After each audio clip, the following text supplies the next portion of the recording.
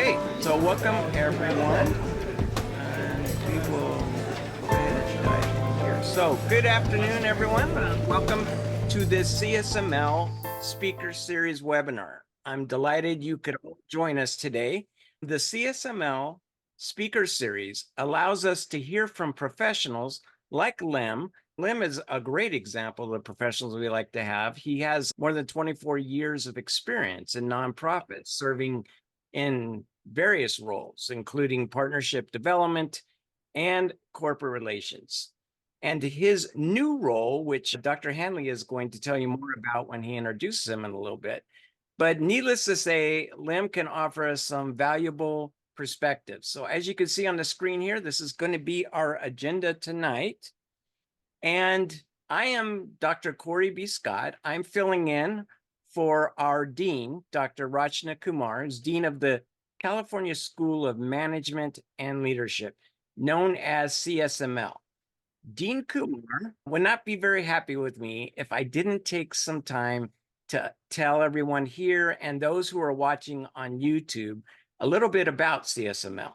So as part of Alliant International University, CSML has been educating students since 1909. That is pretty cool that we've been around that long. And we are accredited by WASC, which is the best accreditation. And we have campuses across California and in Phoenix, Arizona. Our mission at CSML is to train students in diverse business disciplines to prepare them for local, national, and global careers. At the graduate level, we offer programs like our MBA, our MS degrees in information systems, data analytics, and healthcare analytics, as well as our doctoral programs, which offer a DBA degree and a PhD in leadership. A key part of our program's success is our Career and Professional Development Initiative, known as CPD. And we're able to give our students opportunities to gain practical training through client projects and consulting engagements from day one of their program with us all the way through their graduation, which means that our students are able to build their resumes while they're earning their degrees. So with that said, I will hand it over to Dr. Rob Hanley, who will introduce our featured speaker. Thank you for attending, everybody. Thank you, Dr. Scott, for giving a brief overview of CSML here at Alliant International. And I have the privilege of introducing a gentleman named Lem Blackett. So before I get into his official bio, let me tell everybody how I met Mr. Lem Blackett. So we were both part of a business and social club in downtown San Diego called the University Club. It is a business social club that the premier business leaders of the for-profit and nonprofit and even political arenas of San Diego are members of. And I met Lem through there. And originally he was working with who is a Consultex client of ours called Interfaith Community Services. Well, Lem is so good at what he does and is so good with networking and raising money and building relationships that another nonprofit called Computer to Kids gave him an offer he couldn't refuse, and they had to bring Lem on his team. So Len is someone that many nonprofits want to work on in their executive team, and so we are lucky to have him and to be able for him to give a talk today on his life and career in the nonprofit sector. So that's how Lem got here, and so now what I'll do is I will then read Lem's official bio. And then I will turn it over to Lem, and then I'll get my face off the camera, and then turn the camera on to our classroom right now for our CPD1 students. So, Lem's formal bio. So is currently the Vice-President of Philanthropy for Computers to Kids. Lem is a graduate of New York Theological Seminary, Eastern Baptist School of Religion, and has received a certificate in the psychology of leadership from Cornell University.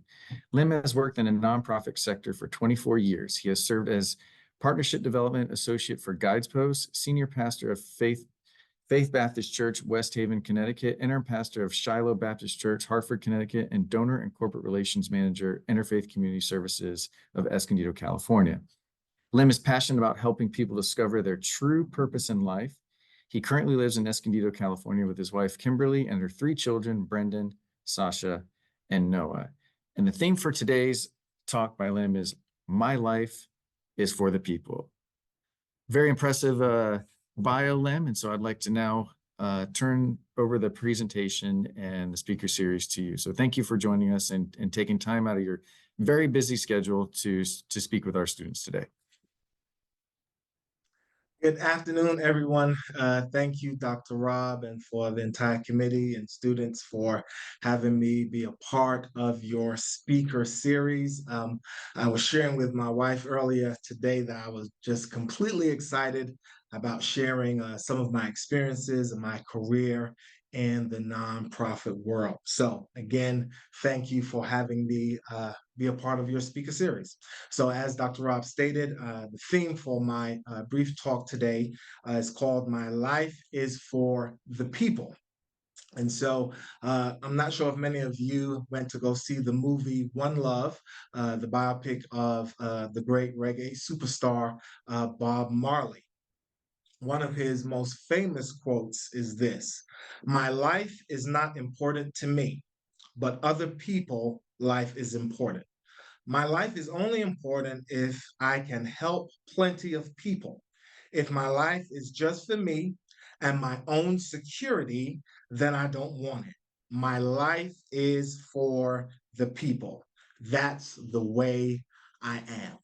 And I really just love that quote because it gives a little insight to who I am. I believe with all of my heart, the depth of my soul, that my life is for people. I enjoy making connections for people. I enjoy seeing people fulfill their purpose. The reason for that is because, I'm 45 years old. So over the course of my life, I have interacted with people that have kind of made it their priority to make sure I do not succeed in life. So instead of being bitter, instead of being vengeful, I use that to fuel my energy to make sure everyone I come in contact with is able to see their purpose in this world, because we're only here for a short time. And so while we're here, why not make some kind of magnanimous impact in someone's life? And that's why I love the nonprofit sector. That's why I enjoy working for nonprofit organizations, especially when my values and my core values align with theirs as well. Because you could raise money for anyone. It's easy to go out and ask for money for certain organizations to fund a particular project.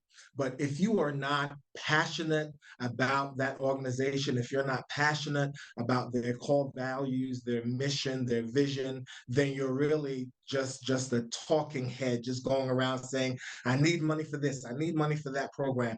But when you're passionate about an organization, then you could really speak intelligently to those folks that you're trying to raise money for. And so in realizing my passion and what I'm supposed to be on this earth for, I've been reading this book called How to Ikigai by Tim Tamashiro. And in the study of Ikigai, it gives 4 principles. Do what you love, do what the world needs, do what you are good at, and this is a good part, do what you could get paid for. It's great to go out and help people and make those connections, but if you could get paid for it, that's always a good thing. And in the book, it shows me that our purpose is not just for us, not just for me, not just for my family, but it's for everyone that I come in contact with. And my ikigai is to serve and make connections. As Dr. Rob said, we're all members of the University Club downtown San Diego, and I've been a member for about a year. And one of the membership directors, Mr. Mitch Seaman, he came up to me and said, I have this young man that is getting ready to graduate college with a bachelor's degree in science and technology, and he really wants to get the job. And he was like, Lem, I thought about you immediately because I know that you have a real robust network. And as soon as he said what he was looking for, what his passion was, I was at another networking group, and a few folks had different asks. And they said, I need someone that's getting ready to graduate, that's really passionate about IT. I said, I know the perfect person. And I made the connection, and now he's already completed 2 projects for this particular individual.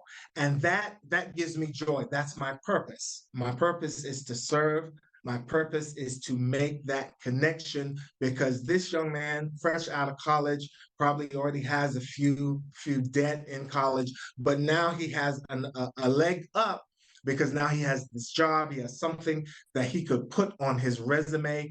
And I was delighted to make that connection. Someone asked me a question. They said, Lem, what if that person kind of flakes on you, does not follow through, kind of tarnishes your name? And I said, sometimes you have to take that risk, because all of us have messed up in some way, shape, or form, but there is also someone that will take a chance on you and will help you get to that next level.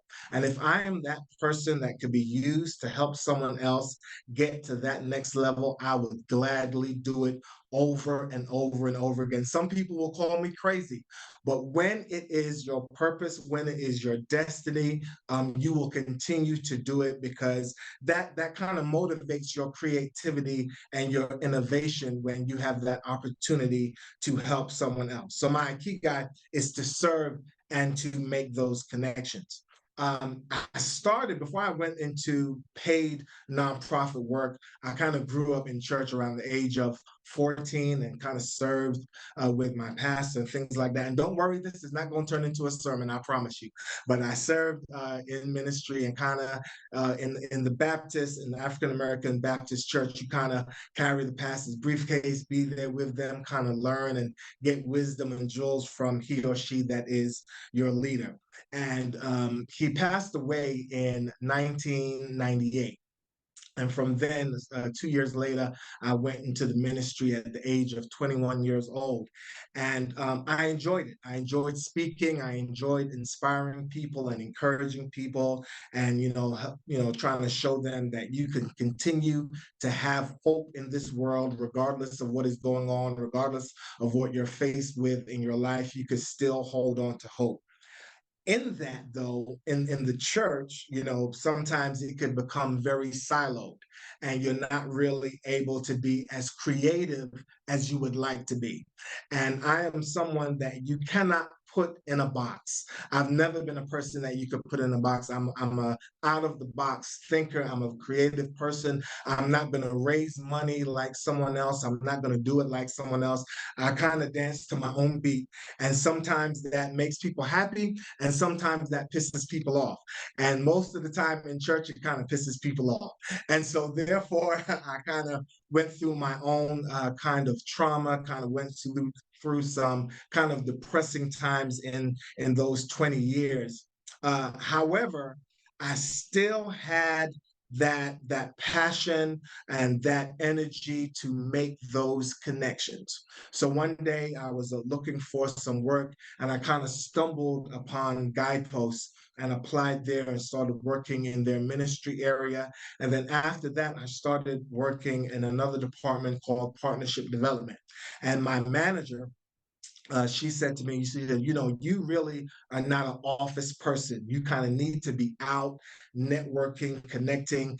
And in that, our department grew from 250 volunteers to well over 5,000 volunteers in about the span of 5 to 6 years, because I was so determined to get out there and make those connections. And many of the folks I was connecting with, they heard of Dr. Norman Vincent Peale, but they did not know that there were so many volunteer opportunities and so many things that they could do within the Guidepost organization.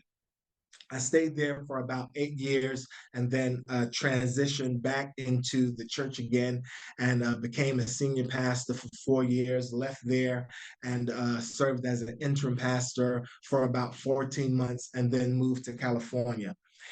In those 5.5 years, I understood that though I love God, the church building is just not a place for me because I cannot be contained to a building. And as I stated earlier in the beginning of this talk, is that my purpose is to serve. And whenever an organization gets away from their purpose and their mission, then I kind of have to question the leadership around them, kind of disconnecting from their purpose. So I left there and kind of really went into a place in my life where I just kind of went into a lot of meditation, traveled to California, stayed out for a week, worked on a book that I talked about, help I'm dealing with trauma. And I realized that the church building is just not that place for me. I need to be out with the people, serving the people, helping the people, and making those connections. One of the main reasons why I like working for a nonprofit is because many nonprofits, they are not bound to theology and ideologies. Regardless of your religious background, whether you have one or not, it does not matter. Our purpose is to serve the people. And so while I was still serving in church, one particular church was trying to merge with another denomination because they had a very robust food bank. And because their theology did not align with one another, they dismantled the partnership. In that, the people suffered. The food bank somehow had to close down, all because the organizations chose politics over people. And so, therefore, I cannot align myself with those organizations that would rather play politics than serve people.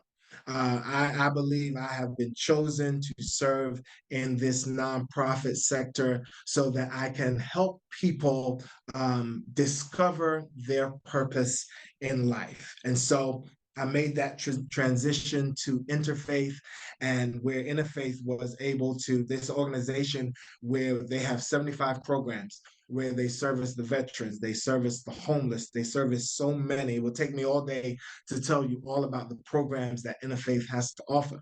But what was so exciting about my time there is that I was able to go out and raise money for an organization that was taking care of people that somehow ended up on the street. Many of them ended up on the street because of PTSD, because of COVID-19. Some of them have been laid off from their places of employment, and they needed some kind of assistance so that they could get back on their feet. And my role was to go out and to raise that money so that they could get another chance at life. And like one of my former colleagues put so eloquently, that your donation is to help our clients feel human again. And that has stuck with me for so long, that my role is to help another person feel human again. It's like a person going to, like a man going to the barber shop or a young lady going to the beauty shop. When you finally get your hair done in the style that you want, you feel human again. You feel like a different person. You feel like you could go out and tackle the world and take on challenges and things like that. And so, therefore, I enjoy going out, connecting with people, explaining the vision, explaining the mission so that they can have an understanding of what many nonprofits do. It's not to have a name brand, but it is to help people in their time of need. Why is the nonprofit sector so important to me? Because it is about helping people. If I don't get to do anything else in this life, I am satisfied because I know I have helped so many people. I don't say it in a braggadocious way. I say it with all humility because I could go to bed at night. I could go to bed tonight knowing that the phone calls that I had today, the Zoom calls that I had today, the meetings that I had today is going to make a significant impact in the community. That's why I love the nonprofit sector so much, because it makes an impact. That's why I could not be contained to a religious organization, because I must make an impact in this world. The people that I have connected with down here at this university club in the nonprofit sector, their mission is to make an impact in the lives of people. How do you build a career in the nonprofit world? Again, I know it sounds a little redundant, but you have to be passionate about people. You have to want to see people get to that next level. Now, I know we are all muted and I can't hear you right now, but if you could raise your hand, those of you that have your cameras on, all of us have been impacted by someone that has helped us, right? Let me see those hands. Someone has helped us. Someone has paid for a book. Someone has paid for a laptop. Someone has taken us to lunch. Someone has, given us some sort of wisdom, some sort of jewel that we have taken with us, and now we're able to use it to impact someone else's life. You could build a career in the nonprofit world when you're passionate about people, and when you are really passionate about seeing people get to that next echelon in life. That is so key. That is so important. You build that by surrounding yourselves with people, not necessarily like-minded, but a lot of folks that may not think as you think, may not be as creative as you, or may go in a different kind of lane than you. But surround yourselves with people that want to see other people succeed. That is so key. I used to spend a lot of time with folks that did not want me to succeed. And again, I use that as fuel. I use that as energy so that I could see someone else succeed. If all of you graduated and moved into the nonprofit sector because of this talk, that means you have made my heart glad today, because you want to make a significant impact in the lives of someone else. How do you use your postgraduate degree in the nonprofit sector? Many folks that work in the nonprofit sector, we are heart people. Folks pull on our heartstrings. They need food, they need clothing, they need a computer, whatever the case may be. In addition to that, we need folks that are head people that will help us maintain that budget, that will help us market properly. And so you could use your experience, you could use your degree to help us with the analytics, to help us with the strategy, to help us with the blueprint, to help us target those specific demographics, so that we can continue to help people get to that next level. Being selected to serve as the Vice-President of Philanthropy for Computers to Kids is an extreme honor, because it's a new platform. It's a tech platform. And with Computers to Kids, we take used laptops and desktops, we refurbish them. We take the hard drive, we sanitize them. If there is still personal information on them, we put it through what we call a degausser, and it's shredded to little pieces, and we'll purchase a new hard drive to put into that laptop or that desktop. And then we sell it at a very low cost, 3 tiers, either $100, $150, or $200, and we sell it at a low cost in low-income communities. We have something that we call distribution days that we have on the first Saturday of every month. And the first one that I attended, because I just joined the organization, was a few weeks back. It was at Palomar College in Escondido. And we serviced over 400 families. There was one family that purchased 7 systems. And just to see the smiles on their faces, just to see the parents with just a sigh of relief that their child, some of them have not returned to school in person. Many of them are still working remotely. And to now have that system in their home and to see their faces just kind of does something to your heart, because many of them cannot walk into Staples or to Apple and purchase that brand new system. But they have this organization that's kind of a hidden gem in San Diego that will take a used system, refurbish it, put Windows, Microsoft. We provide all of the materials that they need with a headset, a camera. We provide network support, also that family can have a system in their home. So this is another opportunity for me to help people. And what we do in Computers to Kids, we share this, that it is for educational purposes. It is for your health, and it is for your wealth. When I say education, you could do your schoolwork from home. When I mention your health, many of our seniors, they need to refill their prescription. They need to speak to their doctors urgently. And for those that may be unemployed, they could look for their new assignment on that refurbished system. It's a new opportunity to bridge that digital divide, because if you did not know this, 11% of US households do not have a laptop or desktop in their home. That equates to 14 million US households that do not have a working desktop or laptop. And Computers to Kids is determined to bridge that digital divide. We are determined to make sure there is digital equity for all.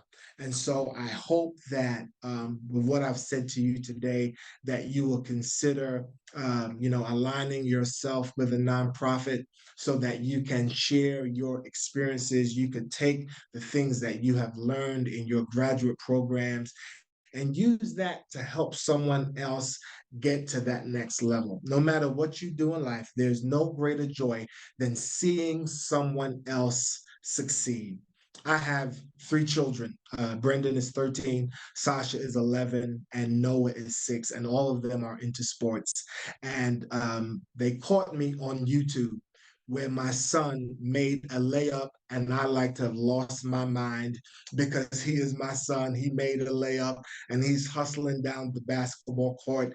That gives me joy. It also gives me joy to see someone get a laptop, to see someone get a desktop. It gives me joy that I could help someone get a job or help them get into school or make a connection that is going to cause their business to thrive. So no matter what you do in life, always remember that your life is for the people, and in turn, someone will extend a hand to help you. Thank you so much for your time. Thank you very much for sharing that, Lem. That was a very impressive talk. I think people really got to understand your background, and then also just the type of career that you can have in the nonprofit sector, and the type of mentality and the type of intrinsic motivation that you have to have in order to be successful in a nonprofit. Also, I didn't get a chance on your bio, but if you'd want to briefly, and correct me if I'm wrong, but I believe, weren't you born overseas and then moved here to the States when you were a young child? If you wanted to share a little bit of that background, since 80-90% of our students are international students, so I think you might be able to relate. Oh, I'm originally from Southeast London, England. My mother is from Essequibo, Guyana in South America. And my father was from St. George, Barbados, and they got connected in London. And my mother always just had a dream of moving to the United States. And when she told us that we were moving to the US, I thought we were moving to Los Angeles, because in the late 80s, I was watching the A-Team and Knight Rider. And when we got to JFK and people started cursing and yelling, I said, this does not look like Hollywood, and I want to go back to London. And so we moved in the late 80s, and then I connected with my wife, Kimberly, in 2008, moved to Mount Vernon, then to Connecticut, and then in September of 2021, we finally made the move to San Diego. It's been a dream of ours to move here since 2012. I came here in 2012. I was working for Guideposts, and I was coming here to connect with other people. And full transparency, since I don't work for them anymore, I never did any work, Rob. That whole week, Kim and I just went to the beach. We drove up to LA. I got back to New York. They said, "How was your trip?" I said, "It was great. It was great. Never did any work." We just fell in love with the city. And then 9 years later, some opportunities opened up for us and we were able to make the move. And I have to say, it has been a phenomenal move. And working for Interfaith, it's a wonderful organization. I had great colleagues there. And then connecting with you, Rob, at the U Club, and then now with computers to kids, I have to say it has been a wonderful journey so far. Yeah, Awesome. Lem, I got to add to this too, because you were so inspirational when we first met with you at Interfaith. And then this lead into questions I'd like to hear from the students, but that's kind of the heart of Consultex, was what you described. We wanted to find a way to allow the students to take what they were learning in the classroom and make a difference in their communities, local communities. And what you said today just totally reminded me of the intention of what we started. And it gets easy to lose track because it gets overwhelming. There's a lot of work, and as it grows, it gets worse, and then to forget that smile on people's faces, or to actually make an impact in someone's life or help somebody who is making that impact. And that's what you students have the opportunity to do through Consultex, is to make a difference in someone's life through what you're learning. And what a gift to give, and that's the kind of gifts that come back and give to you as well. So with that, I would like to open it up to the students. Are there any students with questions? I know that a few of you are starting nonprofits yourselves right now, or working towards that. So let's open it up to the students if they have any questions, or the participants, or our guests that have come to listen to Lem. We are going to have the Q&A session starting now. Let's hear some questions, students. Make sure your cameras are on if you're asking questions. Yeah, go ahead, Stephen. Hi, afternoon. Hey, Lem, thanks for the talk. It's one of the most intriguing ones I think that I've seen since I've been here at Alliant. I specifically appreciated your thoughts on when the mission and purpose don't quite match, and I applaud you for leaving that environment. We talked a lot about how corporate culture is so important, and really believing in what you're doing, especially, as you said, if you're going to get paid for it. I had a real question more on the semantics of the nonprofit. Do you find in today's environment, with the economy the way it is, that it's getting harder and harder for donations? I mean, do you have the same kind of sources that just either up the ante on what they give, or do you find it easier to spread out, be more diversified in how you get donations, and it becoming harder with the economy? Yeah, and so early in 2023, I was able to attend fundraising class in Denver, Colorado, and they shared with us, since COVID-19 up to that point, May of 2023, that folks gave over $480 billion in charity. And so it really all depends on what kind of nonprofit you're working for. It was also kind of difficult to reach out to donors and say to them, we're raising money for the homeless. And so sometimes folks take the attitude of, I have a hard time taking my money to help another grown person. And I said, I understand that. I said, however, those people, many of those folks have gone to war. Many of them are dealing with mental health issues. Many of them were laid off and businesses kind of shut down. And so it all depended on the donor and what they were passionate about.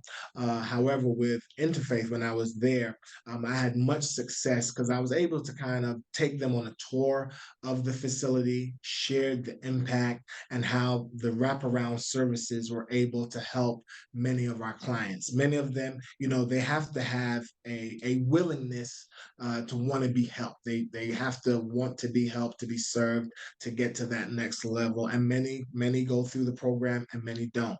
And so I was able to kind of share those metrics with them. With computers to kids, it has been definitely a little bit easier because many of the folks that I've been talking to, they have those systems and they want to see folks strive and thrive better in this world. And so they're looking to give more in the tech space. And I've seen that continue to go up more and more, even being with computers to kids. Many of our donations continue to grow. So it has not been as difficult, and it depends on the nonprofit that you're working for and how you are presenting the mission and the vision of that particular agency. Okay, yeah, that's very interesting. And I promise I won't steal the mic from everybody else, but do you think that the homelessness you mentioned a few times, do you think that's the number one these days for providing help for the homelessness and maybe the reasons for homelessness? Yeah, especially in San Diego, that was the reason why Kimberly and I, wanted to move, because we wanted to help the homeless. And as that crisis continues to grow at a very rapid rate. Some folks I've connected with, they don't see the point in donating to a homeless agency because they're not seeing the impact. See, the thing is, every time you get 10 people off the street, 13 more end up. So it's like a continued vicious cycle. Every time we think we're making some kind of headway, something else happened, or we're dealing with so many different issues and politics gets in the way. So many folks don't see, sometimes the numbers are going down, but depending on who is kind of running the grants and running money, it all depends on who is going to give to kind of help with that initiative. All right. Thank you, Lem. Thank you, sir. Good luck. Good luck to you. Lem, I have a question. This was really very inspirational. Thank you for the talk.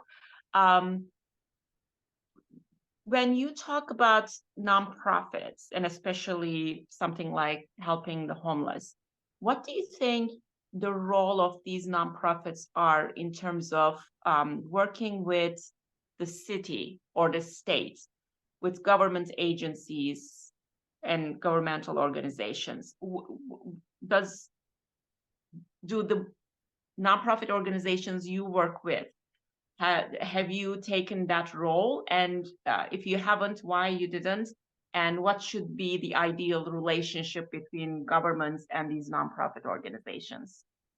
Well, I really can't speak to all nonprofits, but the ones that I have worked for, I do believe that it is important to have a partnership with the nonprofit and the local, state, or federal government. That is always key.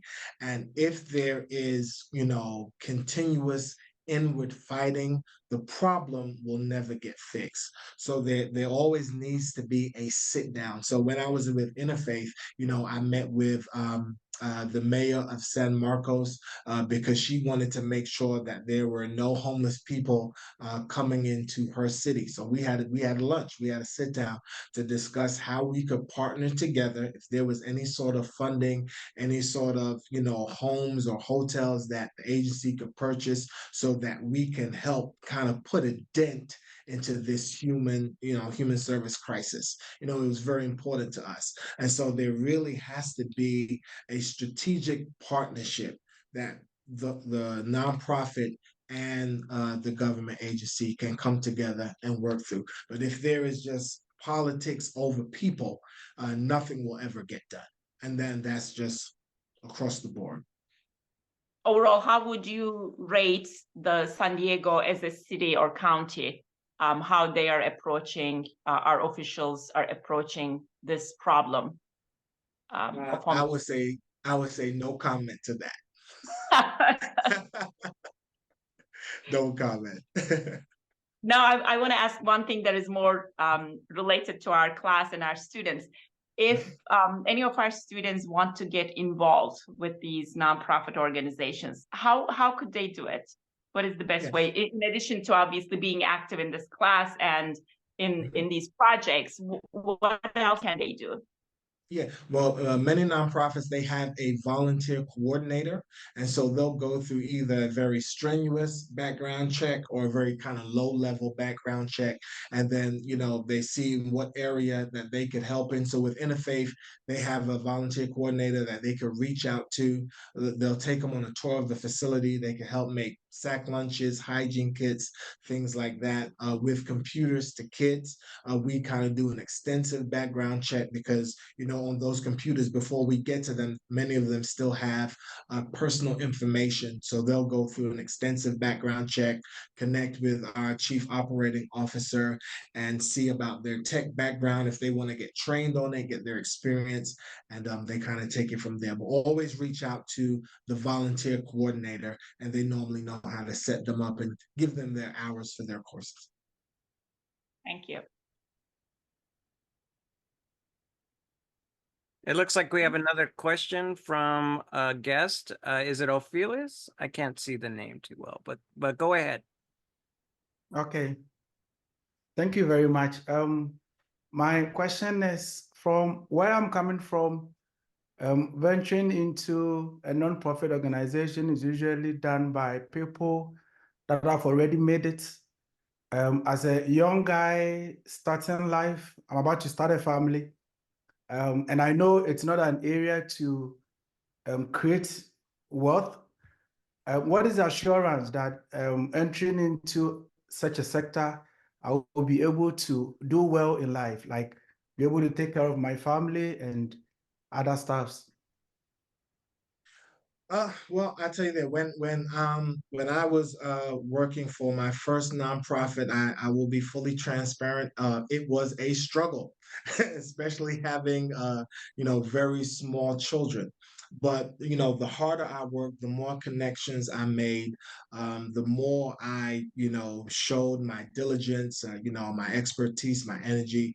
I was able to kind of move up, and so I can't offer you guarantees, but what I can say is that when you put your best foot forward, and when you have a plan, and when you put yourself out there to connect with as many people as possible, there will be an opportunity for you.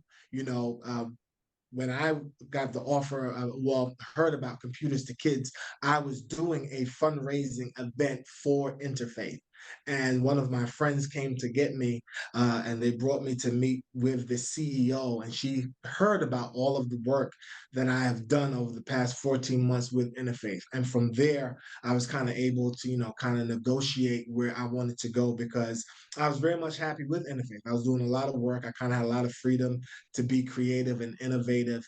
And I shared that with her. And I do believe that there are nonprofits out there that will embrace your creativity. They will embrace your energy. If you put your best foot forward, you work hard, you cast that kind of vision, and kind of show them where you see yourself and this agency within, 12 months to 2 years. When you put yourself out there, things will happen for you, but you have to put the work in. Sometimes you're going to have to work late at night. Sometimes you're going to have to get up early at 5 a.m. and get to the Rotary Club meeting at 7 a.m. And you're not going to want to get out of that bed, but you're going to have to. I got my first $1 million when I did not want to go down to the university club. And I decided to go, sat down with a young guy that worked for SDG&E, and we had a conversation. And by the time it was all over, a few whiskeys in, he told me to apply for the $1 million grant that they had for certain nonprofits. And a few months later, we got it. So working hard, putting your time in, making those connections, kind of going out there when you really don't feel like going, make it happen, man, and things will work out for you. Okay, thank you. You're welcome.